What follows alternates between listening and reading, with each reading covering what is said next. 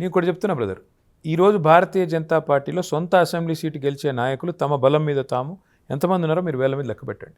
14లో వాళ్ళు గెలిచింది 5, 18లో గెలిచింది 1, మళ్ళీ మన కింద మీద పడితే గెలిచింది 8. మొన్న బీఆర్ఎస్తో మ్యాచ్ ఫిక్సింగ్ అంటారు కొద్దిమంది.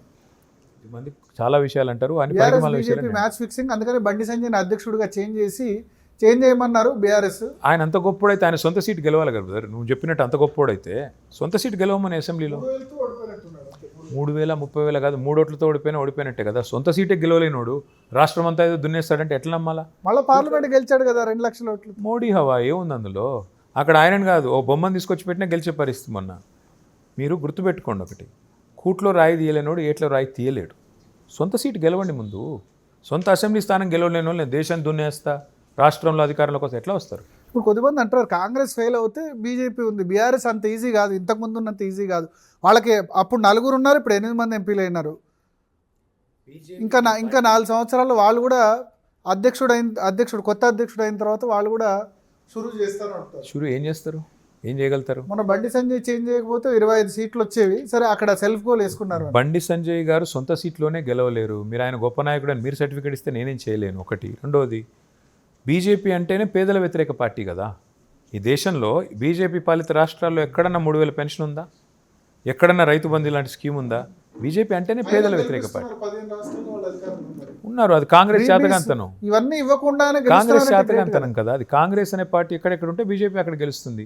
ఎక్కడైతే స్ట్రాంగ్ రీజనల్ లీడర్స్ ఉంటారో అక్కడ బీజేపీ గెలవదు. మీరు చూడండి, బెంగాల్లో గెలవదు. నవీన్ పట్నాయక్ కొట్టేశారు 5 సార్లు. తర్వాత 5 సార్లు పాపం గెలిచి మొన్న స్వల్ప తేడాతో ఓడిపోయారు. అది పెద్ద విషయం కాదు. కానీ మీరు చూస్తే ప్రాంతీయ పార్టీలు ఎక్కడెక్కడ బలంగా ఉన్నా బీజేపీ నిలువరించగలిగాయి. ఎక్కడెక్కడైతే అక్కడ కాంగ్రెస్ ఉంటుందో చితకొట్టుడు కొడుతున్నారు. కాబట్టి కాంగ్రెసే బీజేపీకి అతిపెద్ద బలం.